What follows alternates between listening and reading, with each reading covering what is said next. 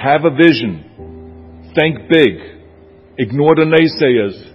Work your ass off and give back and change the world. Because if not us, who? If not now, when? What is the secret to success? The long version is that I actually always had 5 rules. And everything that I did, I always used those 5 rules. And those 5 rules helped me to become successful in various different areas. And I believe that those rules can be applied to almost anyone and everyone. You don't need to be a bodybuilding champion. You don't need to want to be a governor of California or to be an action hero or anything like that. If you want to excel in whatever you do, those rules are for you. It's that simple. Now I have to tell you right off the top that I always was very intense. As a kid already, I was very intense and I was very hungry. I always wanted to be the best. I always wanted to be number one. I always wanted to get to the top. I never believed in just getting by. Now I have nothing against people that just want to get by, because I think there are many roads to happiness, but I think that we all here like to be successful and we are driven. So that's why those rules apply to you. So my first rule is find your vision and follow it. You see, I think it's the most important thing that we have a very clear vision of where we go. A goal, where do we go? Because you can have the best ship in the world. You can have the best cruise liner, but if the captain does not know where to go, that ship will drift around the world and out there at sea and will never end up anywhere. And this is exactly the way it is in real life. If you don't have a goal, if you don't have a vision, you just drift around. And you're not going to be happy. This is why it is so important to have that vision. Now, I created that vision in Austria, because I grew up after the Second World War. Austria, right along with Germany, lost the Second World War. Thank God. And the problem was that everyone was so depressed because they lost the war, that there was alcoholism everywhere. There was, of course, depression. There was a terrible economic situation. There was famine. There was starvation and all of those things. And also it was kind of a little place and narrow. I felt I wanted to get out of there. I wanted to escape. And I couldn't see myself really to work there and to stay there, to work in a factory or to work on a farm, or to even to follow my father's footsteps and to become a police officer. I couldn't see that either. As a matter of fact, that's what my parents wanted me to do. They wanted me to become a police officer and to marry a girl by the name of Heidi and to have a bunch of children and to run around like the Von Trapp family in The Sound of Music. But that's not what I saw. This was the vision of my parents, but not mine. And luckily, one day in school, I watched a documentary about America. And I found myself, I knew exactly that is where I wanted to end up. I wanted to be in America. Everything that I saw in the documentary, I just loved. Everything was so big. I remember the tall skyscrapers, the monstrous bridges, the giant freeways filled with beautiful cars, the huge jetliners, movie stars, Muscle Beach, and all of those things. I could not wait to get there. The question was just, how do I get there? How do I get to America? I mean, this was not a common thing to do way back in the 50s. No one had the money to travel or anything. But one day I was fortunate enough to see a magazine. And that magazine showed me the path to America. And it was a bodybuilding magazine. And on the cover was this very muscular guy that was standing there like Hercules with a Hercules outfit. His name was Reg Park. This Reg Park was on that cover, and I remember the cover said, Mr. Universe becomes Hercules star. I read the article as fast as I could, learning about how he grew up in Leeds in England, poor, and how he trained 5 hours a day, every single day, and trained and lifted weights, and then he finally became Mr. Great Britain. And then he became Mr. Universe. And then he won a second Mr. Universe title and a third Mr. Universe title. And then all of a sudden he landed in Rome in Cinecittà doing Hercules movies. And there he made millions of dollars, and this money he took and bought himself a gymnasium chain in South Africa, and he became a successful gymnasium owner. And as I read, I became more and more certain about my own future. As I read this story, I was so excited, so interested. I knew exactly that I wanted to become another Reg Park, I know He laid out the blueprint for my life, basically. I could see myself, I could visualize myself clearly to be a champion on that same stage where He won the Mr. Universe, and then to move to America, then get into movies, and then become rich and famous. I had that vision very clearly laid out. I was so happy that I knew exactly where I was going. From that moment on, everything that I did, no matter how hard I had to work or how much I had to struggle, it didn't matter. It was a wonderful joyride because I knew what the purpose was and I found my passion. The simple truth is, if you don't have a vision, if you don't have a goal, if you don't see your future laid out in front of you, you're just floating around without a purpose. And I think that the numbers speak for themselves. This is why so many people around the world are unhappy with their jobs. I mean, in America, 74% of the people hate their job and would like to change jobs. But think about that. That means that only a quarter of the Americans love their life's work. I mean, that is a very depressing statistic. I always smiled when I worked, no matter how hard I worked. I always had a great time, no matter what I did. It didn't matter if it was in bodybuilding, or if it was in the movies, or if it was as governor. I remember in the pumping iron days, people ask me in the gym all the time, why are you smiling all the time? Why are you so happy? You have to lift 50 tons of weights. You have to train 5 hours a day. I mean, I look at the other bodybuilders' faces and lifters' faces, and they look kind of depressing. They look sour. They're miserable that they have to lift weights.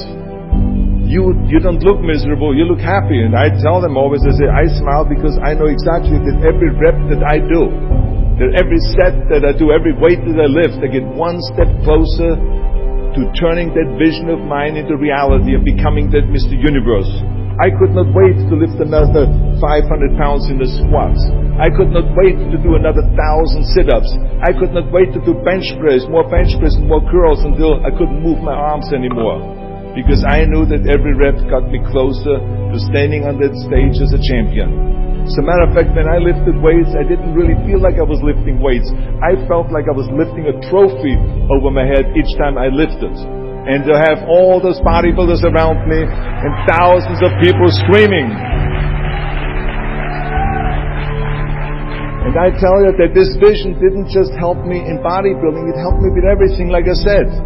I remember in the movie business, there was many times stunts that I had to do where I got hurt, where I was in pain, in agony, and had to do it over and over again. I remember one incident specifically on Conan the Barbarian. There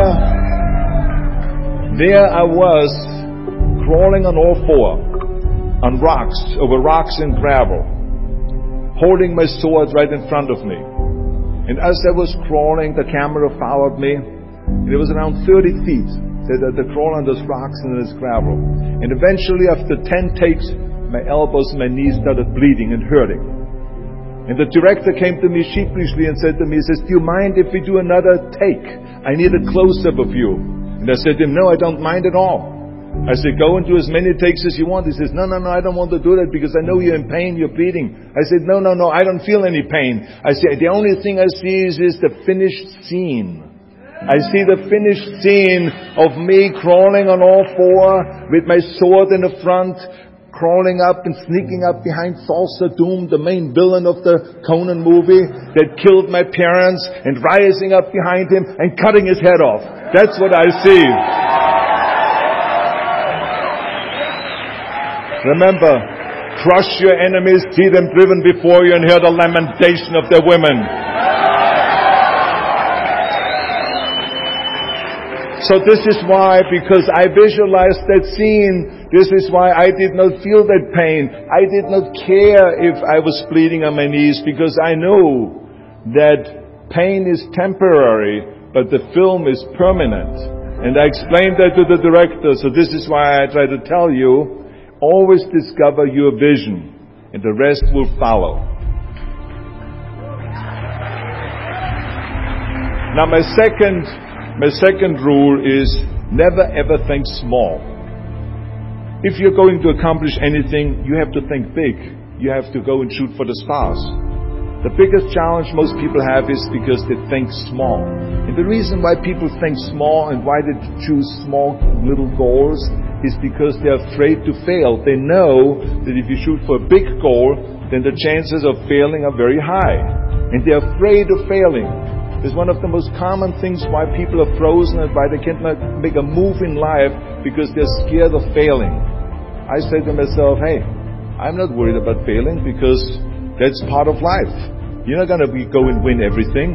And how far can you fall? Look at this. This is the ground. That's as far as I can fall. And you know something?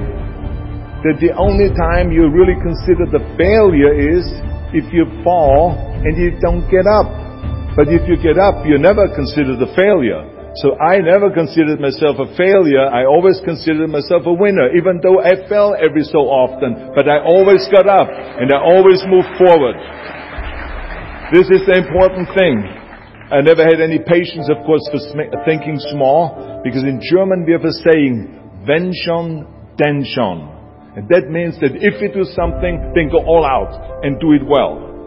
And this was not just the case in bodybuilding. I didn't just want to be a bodybuilding champion. I wanted to be the greatest bodybuilder of all times. I wanted to have the most muscle, the most muscle of all times, the most definition. I wanted to win the most trophies, the most world championship titles. I just wanted to be the best. And the same is also in movies. I didn't just think about being in movies. No, I wanted to be a movie star. I wanted to have above the title billing. I wanted to become the highest paid entertainer. I basically wanted to be another John Wayne. What's wrong with that? And then the same is in politics. I didn't just want to go and be in politics and enter a race for city council. I mean, let's be honest. Does that sound right? Schwarzenegger, city council? No, come on.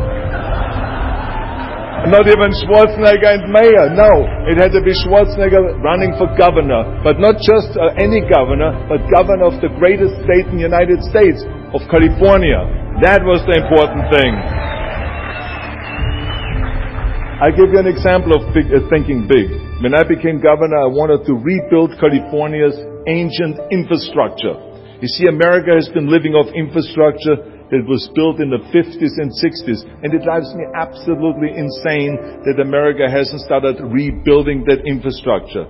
I mean, we haven't invested in new roads or in new transit or in schools or in energy or anything like that for decades.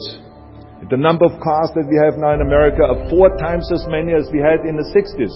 So therefore, we should be having 4 times as many freeways, 4 times as many tunnels, 4 times as many bridges and all this. But we don't. So this is why I wanted to get our act together and do the upgrading, least in California. So when I talk about infrastructure, I didn't really want to just fix roads and fix and close some holes on the roads. I wanted to build massive freeways on top of freeways. I wanted to build the first high-speed rail in the United States. I wanted to build more bridges and more tunnels, more on-ramps and off-ramps. I wanted to see literally cranes everywhere. Well, there was no excuse for Californians to get stuck in traffic, and there was no excuse really to send your kids in overcrowded classrooms in schools, and there was also no excuse that Los Angeles has a 100-year-old sewage system. That's shitty, I think. First, of course, some of the legislators looked at me like I was absolutely insane when I told them this vision. They were willing to spend maybe $5 billion, which of course is petty cash in compared to what my vision was. But so some politicians, of course, had a hard time to see the big picture because they didn't really ever travel outside California. So they haven't really seen big infrastructure. They haven't really seen big infrastructure all over the United States, or maybe in Asia, in China, or in Korea, or in Brazil, or in European countries, or here in Australia maybe. So they haven't seen that. And then, of course, there are other politicians that simply don't have a vision of the future past the next election, which is a common problem politicians have all over the world. So it was my job as governor to motivate them, and to take them and to see the traffic jams in Los Angeles, and to see the overcrowded classrooms, and to see all the problems that we have. And I kept pushing and pushing, and I pumped them up enough that eventually they saw the big picture. And eventually Democrats and Republicans came together, and we invested $60 billion to rebuild California's infrastructure, the biggest investment of our state in 50 years. So that's what we did because we had a big vision and everyone bought in on this big vision. So remember, never think small, think big. A third rule is ignore the naysayers. I think it is natural that when you have a big vision and big dreams and you have big goals that people are going to say around you, I don't think it can be done. I think it's impossible or no. I tell you, I heard this all the time, but I want to tell you, don't ever let them stop you from dreaming and from shooting for the big goal. Because eliminate just simply those words, no, impossible, and it can't be done. I mean, in each one of my careers, when someone said it's impossible, I heard it's possible. When someone said it can't be done, I heard it can be done. And when someone said no, then I heard loud and clear, yes. So this is what I believe. And I am a big believer of what Nelson Mandela said. He said it always seems to be impossible until someone does it. And that's exactly what it is. And I wanted to be that one that does it. I wanted to break the new records, and I wanted to do something that no one else has ever done. So I think that's what you need to do. Don't ever be worried about that someone hasn't done it. Just think about how many times my career would have stopped. My career would have ended if I would have listened to the naysayers. I mean, it started right away when I was 15 years old and I became a bodybuilder. Right after that, when I said, I want to be a world champion in bodybuilding, I want to be Mr. Universe. They immediately said, are you crazy? You're in Austria. In Austria, you can become a ski champion or a bicycle champion or something like that, but bodybuilding is an American sport. Forget about it. That's nuts. Then when I wanted to move to America, they said again, it's impossible. You will never be able to do that. You have no money. You're all by yourself. And then when I wanted to go into show business, after I won 13 world championship titles in bodybuilding, I said, I want to be like Reg Park. I want to be a Hercules. I want to get into movies. Well, I tell you, when I met those agents and managers and studio executives, their reaction was, oh, Arnold, that is so funny. You want to be what? A leading man? Oh, come on. I mean, look, first of all, let's start with your body. Look at your body. I mean, you're overdeveloped. You're gigantic. You're like a monster. Are you kidding me? Do you know what the new trend is? It's little guys like Dustin Hoffman, Al Pacino, Woody Allen. Those are the new sex symbols. Don't you get it? And then your accent, oh, it gives me the chills just listening to your German bullshit. Come on now. I mean, oh God. I mean, it's like, it's scary when you talk. It's unbelievable. I mean, have you ever, Arnold, I mean, this year, have you ever seen an international movie star with a German accent? It doesn't happen. Forget about that. And then your name, what is it, Schwarzenegger or something like that? Yeah, I can see that name already up there on the billboard. Yes, and people are going to storm the theater and the movie houses because Schwarzenegger is starring in the movie. Oh yeah, I can see that already.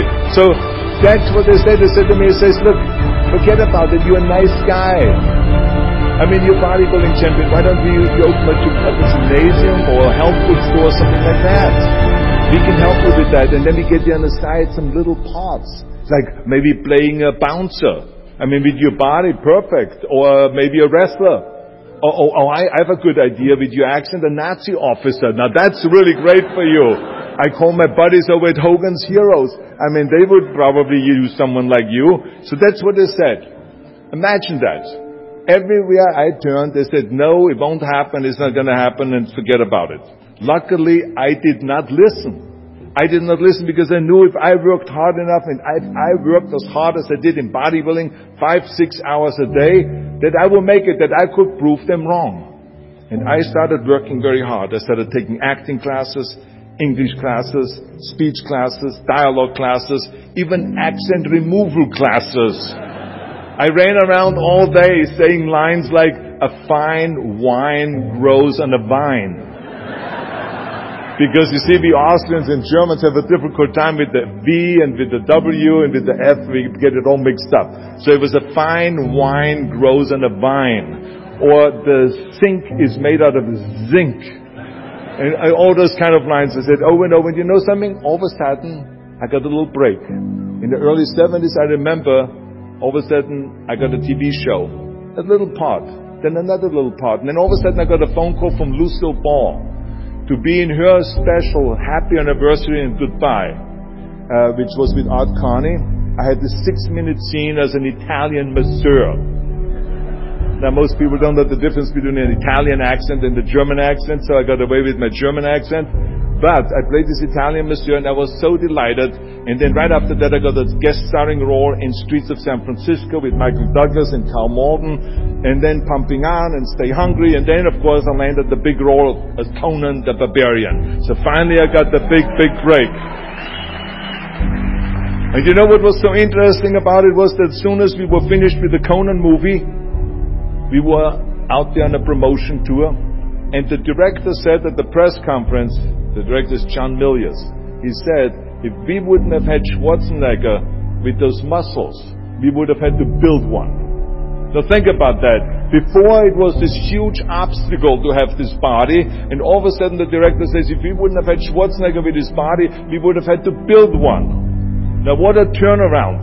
And then when I did Terminator, James Cameron said, which was really great, he said the I'll be back line became one of the most famous movie lines in history because of Arnold's crazy accent, because he sounded like a machine when he talks. So as you see, everything that the naysayers said was a liability became an asset. And the same was also in my political career. When I ran for governor, they immediately said, I shouldn't do it, it is a big mistake, it won't happen, I will lose, and all of those kind of things. And the rest, of course, is history. The bottom line is, if I would have listened to the naysayers, my career would have ended when I was 15 years old. I would be still yodeling in Austria, in the Alps, and I would not be talking here today to you. And the reason why I'm here today and talking to you is because I did not listen to you can't, or it's impossible, or no. So I just recommend to you very strongly, ignore the naysayers.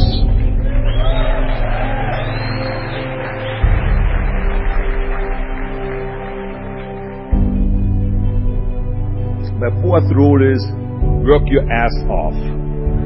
Nobody ever stumbled upon success by accident, except maybe the guy who found gold in California. But don't ever think that you can be that guy. I mean, you never want to fail because you didn't work hard enough. I always believed no stone unturned. Work your butt off. That's what I always believed. No matter what you do, work. I remember Muhammad Ali, one of my great heroes, had a great line in the 70s when he was asked, how many sit-ups do you do? He said, I don't know, because I start counting only when it starts burning. When it starts burning, that's when it starts counting. You see, that's what makes you a champion. It doesn't matter in what area you're in. No pain, no gain. The bottom line is, one of my rules, which is work your butt off. If you don't apply that rule, all the other rules won't mean anything.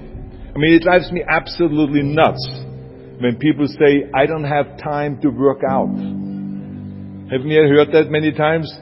I don't have time to work out, or I have worked so hard all day, I'm tired, I cannot work out anymore, or I cannot read another book, or I cannot improve myself, or I don't have time, or I work so hard that I cannot really improve my business, or I cannot grow as a person, or any of those things.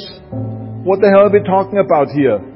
I mean, today is 24 hours, you sleep 6 hours, so you have 18 hours left. I mean, I know there's some of you out there that say, well, wait a minute, I sleep actually 8 hours, but that's just sleep fast though, okay? You didn't, I mean, let's not get bogged down with this stuff here. Listen, when I came to the United States, I remember that I trained 5 hours a day, every day, and I was managing a construction business, and I was a bricklayer, and I went to college also, and I took acting classes from 8 o'clock at night to 12 o'clock midnight. All of that in one day. Every day I did that. I did not worry about it. I knew that I had 24 hours and I didn't want to waste one single hour. Because I believe of what Ted Turner said, who is one of the great entrepreneurs who started CNN and so on. He said, early to bed, early to rise. Work like hell and advertise. So that's what I believe. Just remember, you can't climb that ladder of success with your hands in your pockets. You must work your ass off. It's that simple. And my fifth and last rule is, don't just take. Give something back. Leave your mark on the world. I believe that we all have an obligation to do something for our community, something for our state, something for our country. We must serve a cause that is greater than ourselves. Because we all know that in the end we will be judged not by how much we made, but by how much we give. Ever since America greeted me with open arms, I've had this sense of responsibility, and I felt obligated to give something back to America. Because I know that everything that I have accomplished is because of America. If it's my bodybuilding career, if it is my show business career, my political career, the money that I've made, my great family that I have, all of this is because of America. But I have to recognize the fact that America did not become the land of opportunity in this great country by itself. No, in history, people worked tirelessly in America. People fought and people died to make it the land of freedom and opportunity and the land of liberty. So now it is our responsibility, if we want to keep it the #1 country in the world, to work for that and to give something back to that country. And it doesn't matter if you're in America, or if you're in Australia, or if you're in China, or if you're in Japan, or in Italy. It is the same thing. You all have to give something back to your country, no matter where you're from. Now, I love the words of my father-in-law, Sergeant Shriver, who started the Peace Corps, the Job Corps, legal aid to the poor during the Kennedy and during the Johnson administration. He was the #1 public servant, and he always inspired me to become a public servant. He was one of my heroes. He said at Yale University at a commencement speech, he said to the students, tear down that mirror. Tear down that mirror that makes you always look at yourself. And you will be able to look beyond that mirror, and you will see the millions and millions of people that need your help. And I saw those millions and millions of people. And this is why I tried to take every opportunity that I could to give something back.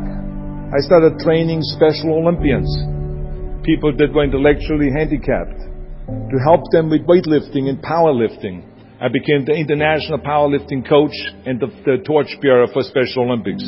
Then later on, I joined the Simon Wiesenthal Center to fight prejudice, so we don't have the things happening again as we had during the Second World War, during the Nazi Reich.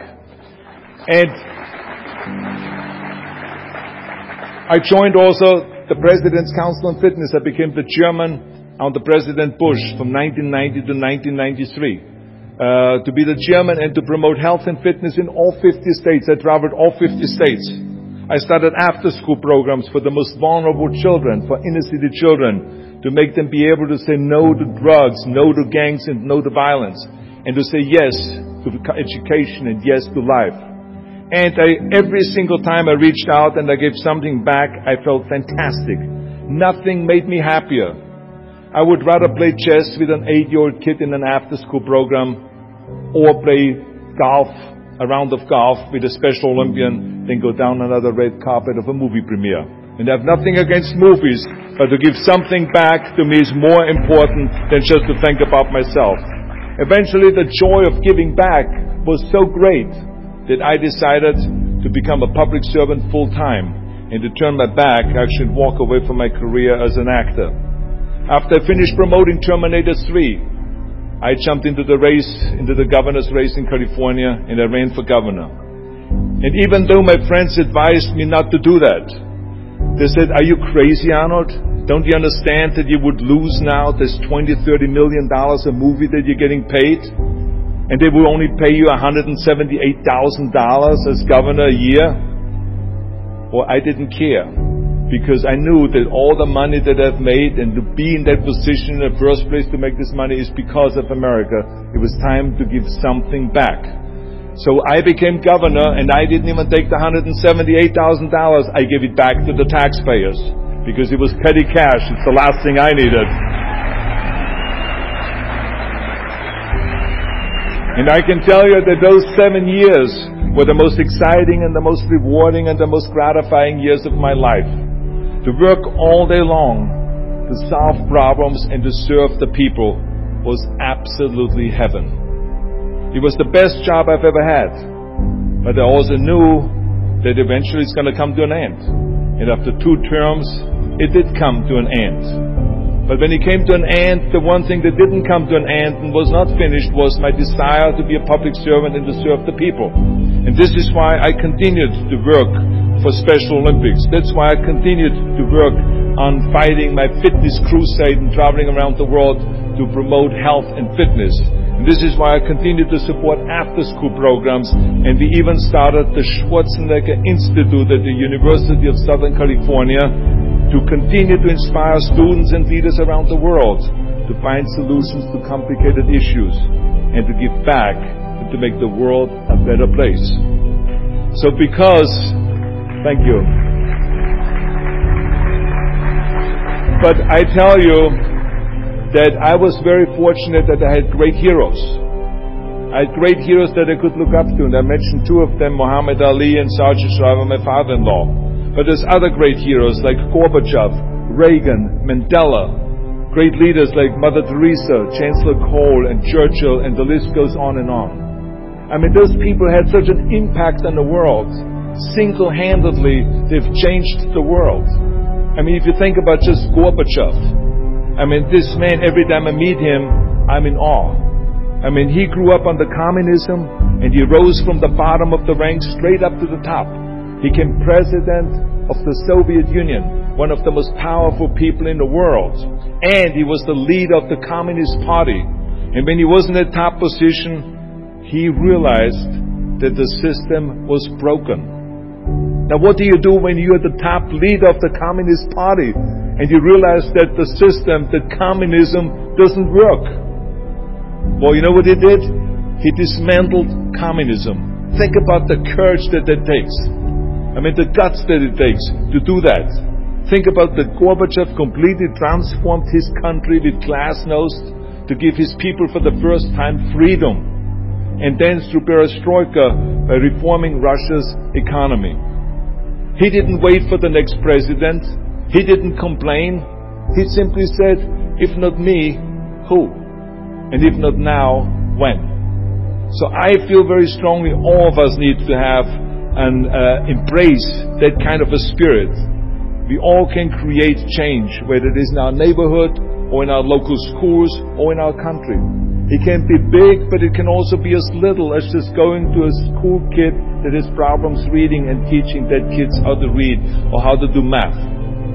We don't have to just work on me. We should also work on we.